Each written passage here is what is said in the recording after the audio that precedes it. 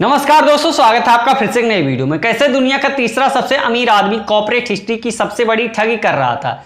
जब अडानी इंडिया का सबसे बड़ा एफपीओ लेकर आ रहे थे, उसके 48 घंटे पहले ही ये रिपोर्ट क्यों आई।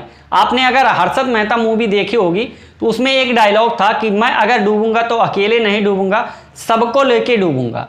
अगर अडानी के लोन का 10 से 12% का इंटरेस्ट लगा दिया जाए, जो कि नॉर्मल आदमी पर लगता है, तो अडानी के सारी कंपनियों का इतना मुनाफा नहीं होगा जितना उनका लोन है। हिंडनबर्ग की इस रिपोर्ट आने के बाद एलआईसी का 18,000 करोड़ का नुकसान होगा। ऐसे में जब एलआईसी और एसबीआई जैसी गवर्नमेंट कंपनियां इस कंपनी में इन्वेस्ट करती हैं तो इसमें सरकार का भी नाम सामने आता है। आज की वीडियो में इन सभी सवालों के जवाब मिलेंगे आपको, तो वीडियो को इन तक देखते रहेगा।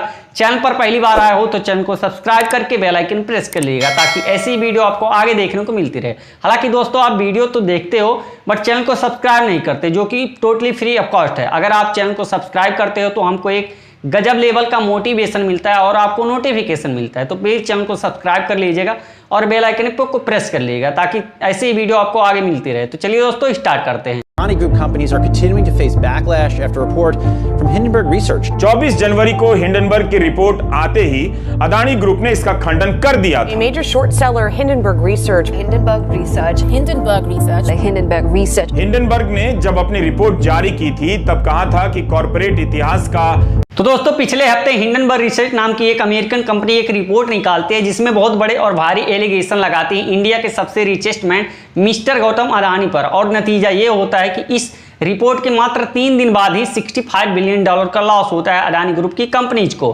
तो जाहिर सी बात है, आपके मन में सवाल उठेगा और जानना चाहोगे कि इस रिपोर्ट में ऐसी क्या खास बात थी।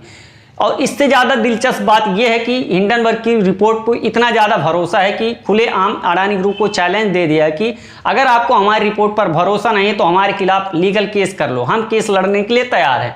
हालांकि अगर ये रिपोर्ट गलत निकलती है तो हिंडनबर्ग को खुद ही बहुत बड़ा लॉस होगा, अडानी को केस करने की जरूरत नहीं है। ऐसा इसलिए क्योंकि हिंडनबर्ग कंपनी अडानी के स्टॉक को शॉर्ट सेलिंग किया है। अब ये शॉर्ट सेलिंग की हुई आज की वीडियो में डिटेल में जानेंगे। इससे पहले आपने अडानी के बारे में तो जानते होंगे, अडानी के बारे में ज़्यादा बताने की जरूरत नहीं, लेकिन आप में से बहुत सारे लोग ऐसे होंगे जो हिंडनबर्ग कंपनी का नाम पहली बार सुन रहे होंगे। तो इसके बारे में थोड़ा सा जान लेते हैं। तो इस कंपनी की स्थापना 2017 में की गई थी। इसके जो फाउंडर हैं नेथन एंडरसन इनका नाम है। वैसे तो ये प्रोफेशन से एक फाइनेंस एनालिस्ट हैं और ये जो मतलब जन्म इनका हुआ था इजराइल पर्सन है और ये कुछ समय पहले एम्बुलेंस ड्राइवर हुआ करते। तो उसके बाद इन्होंने बैचलर डिग्री कंप्लीट करने के बाद इस कंपनी की स्थापना की 2017 में। और ये जो हिंडनबर्ग नाम है कंपनी का, ये एक घटना से एक्सपायर होकर इस कंपनी का नाम रखते हैं। पहले के ज़माने में एक हिंडनबर्ग नाम का एक हवाई जहाज हुआ करता था जो को इस तरीके था। उस समय इसको स्पेसशिप के नाम से जाना जाता था और ये स्पेसशिप पे अचानक से आग लग जाती है और 100 से ज़्यादा लोगों की मृत्यु हो जाती है। तो इनका एंडरसन का मानना था कि इस जो घटना हुई है, जो 100 लोग मरे हैं, ये एक मेन डिजास्टर है, मतलब आदमियों को द्वारा इन लोगों को मारा गया है, इनको बचाया जा सकता था। तो इसी से इंस्पायर होकर इस कंपनी का नाम हिंडनबर्ग रिसर्च रखते हैं। और इस कंपनी का जो उद्देश्य है, इस तरह से जो स्टॉक मार्केट में मैनिपुलेशन हो रहे हैं, फ्रॉड हो रहे हैं, जिनको रोका जा सकता है, उनको रोकने का ये काम करती है। हालांकि ये कंपनी कोई समाज सेवा भी नहीं करती है, ये भी अपना प्रॉफिट कमाने के लिए इन सभी कंपनियों के ऊपर रिसर्च करती है, उसके बाद शॉर्ट सेलिंग करके पैसा कमाती है। तो ये कंपनी का बिजनेस मॉडल है। हालांकि ये अमेरिका में लीगल है, कोई भी इलीगल तरीके से नहीं है। ये किसी भी कंपनी के ऊपर पहले रिसर्च करती है, उसके बाद उसका पर्दाफाश करती है, उसके बाद उसके स्टॉक में शॉर्ट सेलिंग करती है और उस स्टॉक के सारे प्राइस को नीचे गिराकर पैसा कमाती है। अब शॉर्ट सेलिंग नॉर्मली मैं बता दूं क्या होता है। तो जिस तरीके से आप नॉर्मली स्टॉक मार्केट में अगर आपको बेसिक ज्ञान होगा तो आप भी जब स्टॉक में पैसा लगाते हो तो नॉर्मली जब स्टॉक का प्राइस ऊपर जाता है तो अब आपको प्रॉफिट होता है, आप बेचकर प्रॉफिट कमाते हो। लेकिन शॉर्ट सेलिंग में ऐसा नहीं होता है। शॉर्ट सेलिंग में इसका उल्टा होता है। शॉर्ट सेलिंग में इस तरीके से होता है कि जब आप शॉर्ट सेलिंग करोगे, स्टॉक का प्राइस नीचे आएगा, तब आपको प्रॉफिट होगा। तो इसमें बहुत ही ज़्यादा रिस्की होता है। रिस्की इसलिए क्योंकि आप किसी भी स्टॉक मार्केट में नॉर्मल पैसा लगाते हो तो उसको जो ऊपर जाएगा तो आपको कितना भी फायदा हो सकता है, लेकिन नीचे आपका 100 ही रुपये जाएगा। जैसे सपोज आप एप्पल की कंपनी में 1000 रुपये लगाते हो तो अगर लॉस होता है तो आपका 1000 रुपये ही जाएगा। लेकिन शॉर्ट सेलिंग अगर आप करते हो तो जब कंपनी नीचे आएगी तब आपका प्रॉफिट होगा, मतलब कि 1000 रुपये ही प्रॉफिट होगा। जीरो से तो नीचे जाएगी कंपनी नहीं, लेकिन अगर ऊपर जाती है तो आपको लॉस होगा। और ऊपर का कितना भी कंपनी जा सकती है, 1000 जा सकती है, 10,000 जा सकती है, 1 लाख जा सकती है। तो आपको शॉर्ट सेलिंग बहुत ही रिस्की होता है। तो इस तरीके से इस कंपनी शॉर्ट सेलिंग करके पैसा कमाती है सभी कंपनियों के ऊपर। अब आइए जानते हैं हिंडनबर्ग ने क्या क्या एलिगेशन लगाए हैं अडानी ग्रुप की कंपनीज के ऊपर। तो मेजर 7 कंपनियां हैं जिनके ऊपर एलिगेशन लगाया है हिंडनबर्ग के द्वारा। सबसे पहली जो कंपनी है वो अडानी ग्रीन एनर्जी जो सोलर पावर डिस्ट्रीब्यूशन करती है, अडानी इंटरप्राइजेज जो कोल माइनिंग ट्रेडिंग करती है, अडानी ट्रांसमिशन जो पावर जनरेशन का काम करती है, अडानी टोटल गैस जो गैस का डिस्ट्रीब्यूशन करती है, अडानी पोर्ट्स जो पोर्ट्स का मतलब ट्रांसपोर्टेशन का डिस्ट्रीब्यूशन, अडानी विलमार जो फॉर्चून ऑयल एंड केमिकल बनाती है। ये 7 कंपनियां हैं जिनके ऊपर एलिगेशन लगाया है। हिंडनबर्ग का मानना है कि इससे कुछ समय पहले अडानी ग्रुप का बिजनेस इतना ज़्यादा डाइवर्सिफाइड नहीं था, इतना ज़्यादा फैला नहीं था, इनका बिजनेस केवल गुजरात तक ही सीमित था। लेकिन अडानी ग्रुप ने ऐसा कौन सा रिवोल्यूशनरी प्रोडक्ट बना दिया जो इतने कम समय में इतने ज़्यादा स्टॉक प्राइस इनका ऊपर चढ़ गया और देखते देखते अडानी दुनिया के तीसरे सबसे अमीर आदमी बन गए और इनकी नेटवर्थ $120 बिलियन पहुंच गई। हालांकि $100 बिलियन, $120 बिलियन में से $100 बिलियन मात्र 3 साल में आए। तो ऐसा कौन सा प्रोडक्ट बना दिया जो इतना जल्दी $100 बिलियन इन्होंने कमा लिया। हालांकि इस रिपोर्ट के बाद अडानी तीसरे से चौथे पर फिसले, चौथे से 8वें पर और मात्र 3 दिन के अंदर ही $65 बिलियन का लॉस हो गया अडानी ग्रुप को। अब आइए जानते हैं कि इस रिपोर्ट में आखिर क्या बात थी, क्या क्या एलिगेशन लगाए थे अडानी ग्रुप के ऊपर। इस रिपोर्ट का जो टाइटल था Adani group how the world third richest man is pulling the largest can in corporate history, मतलब इस कॉर्पोरेट हिस्ट्री का सबसे बड़ा फ्रॉड किया जा रहा था इस अडानी ग्रुप कंपनीज के द्वारा। हिंडनबर्ग का कहना है कि इस रिपोर्ट को निकालने के लिए हमें 2 साल लगे हैं रिसर्च करने के लिए। हिंडनबर्ग ने जो अडानी ग्रुप के ऊपर एलिगेशन लगाए थे उनमें से money laundering, stock manipulation, accounting fraud, corruption, tax चोरी, ऑफ सेल कंपनी का बनाना, ये सारे एलिगेशन हिंडनबर्ग लगाती है अडानी ग्रुप की कंपनीज के ऊपर। तो हालांकि इस रिपोर्ट के हम डीप में नहीं जाएंगे वीडियो को आसान बनाने के लिए। अगर आपको इस रिपोर्ट को पढ़ना है तो आप हिंडनबर्ग की वेबसाइट पे भी जाकर पढ़ सकते हैं, नहीं तो मैं अकाउंट लिंक दे दूंगा डिस्क्रिप्शन में, वहां से जाकर आप पढ़ सकते हैं। तो इसके जो 4 मेजर एलिगेशन थे उनको मैं आपको बता देता हूं। तो सबसे पहला जो एलिगेशन लगाया है हिंडनबर्ग ने वो अडानी के छोटे भाई राजेश अडानी के ऊपर लगाया गया है। मैं बताया गया कि जो राजेश अडानी है ये डायमंड ट्रेडिंग में पकड़े गए थे, पुलिस ने इनको गिरफ्तार किया था। ये 100 करोड़ की टैक्स चोरी के रूप में पकड़े गए थे और इनको जेल भी हुई थी। इसके बाद इनको एज अ मैनेजर डायरेक्टर के ऊपर प्रमोट कर दिया गया। उसके बाद जो समीर बोरा हैं ये भी इनके फैमिली मेंबर से ही रिलेटेड हैं, इनके ऊपर लगाया कि ये डायमंड ट्रेडिंग में रिंग मास्टर थे। इनके ऊपर भी केस चल रहा था और इनको एज एग्जीक्यूटिव डायरेक्टर प्रमोट किया गया। मतलब हिंडनबर्ग का कहना है कि जिनके ऊपर भी ये काम कर रहे हैं कंपनी के लोग जो भी हैं मेन पद पे, उनके ऊपर केसेस चल रहे हैं। थर्ड जो सबसे बड़ा एलिगेशन लगाया था अडानी के बड़े भाई विनोद अडानी के ऊपर। हिंडनबर्ग का कहना है कि विनोद अडानी बाहर के देशों में जा जाकर ऑफ सेल कंपनियां बनाते हैं और इन कंपनियों के द्वारा अडानी ग्रुप में स्टॉक बाई कराते हैं और डिमांड बढ़ाते हैं, जिससे अडानी के स्टॉक की प्राइस ऊपर चली जाती है। हिंडनबर्ग ने ऐसे 38 कंपनियों की खोज की है जो ऑफ सेल कंपनियां हैं जो विनोद अडानी के द्वारा चलाई जाती हैं। हिंडनबर्ग का कहना है कि ये सारी बाहर के देशों में स्थित हैं और ये सारी कंपनियां अपना सारा पैसा लगभग 90 से 95% पैसा केवल अडानी के ही कंपनी में लगाते हैं। अगर आप स्टॉक मार्केट का बेसिक नॉलेज रखते हैं तो कोई भी आदमी जो बड़े लोग होते हैं वो एक कंपनी में अपना सारा पैसा नहीं लगाते, क्योंकि उनको भी पता है कि अगर वो कंपनी टूटेगी तो उनको पूरा लॉस होगा। इसलिए वो अपने पैसे को डाइवर्सिफाई करके रखते हैं, अलग अलग कंपनियों में इन्वेस्ट करते हैं ताकि एक कंपनी लॉस में जाए तो एक कंपनी से उनको प्रॉफिट हो जाए। लेकिन ये ऑफ सेल जो कंपनियां होती हैं, हिंडनबर्ग का कहना है कि ये सारी कंपनियां विनोद अडानी चलाते हैं अपने द्वारा, वो किसी अलग अलग व्यक्ति को दिए हैं चलाने के लिए और उनका जो सारा पैसा इन्वेस्टमेंट है वो अडानी ग्रुप की कंपनीज में इन्वेस्ट है। ऐसे ही एक कंपनी है न्यू लाइनर नाम की जिसके $420 मिलियन इन्वेस्टेड किए गए, लगभग 95% पैसा है वो अडानी ग्रुप के स्टॉक में इन्वेस्ट करके रखी है। ऐसी बहुत सारी कंपनियां हैं, ये आप देख सकते हैं लिस्ट है कंपनियों की। ये सारी कंपनियां अडानी ग्रुप की कंपनी में इन्वेस्ट करती हैं, लगभग अपना 90 से 95% पैसा इन्वेस्ट करते थे।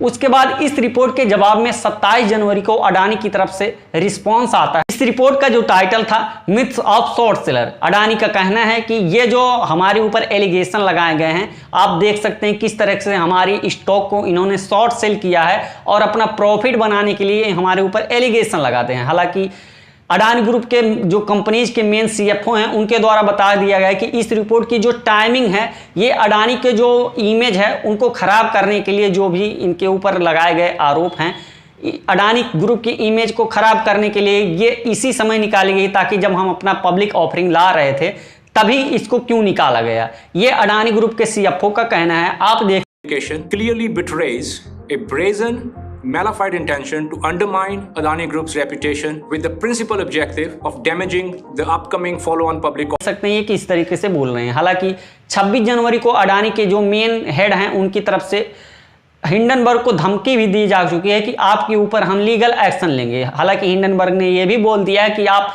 एक्शन ले सकते हैं, हमें कोई प्रॉब्लम नहीं है। तो आखिर हिंडनबर्ग को अपनी रिपोर्ट पर इतना ज़्यादा भरोसा क्यों है?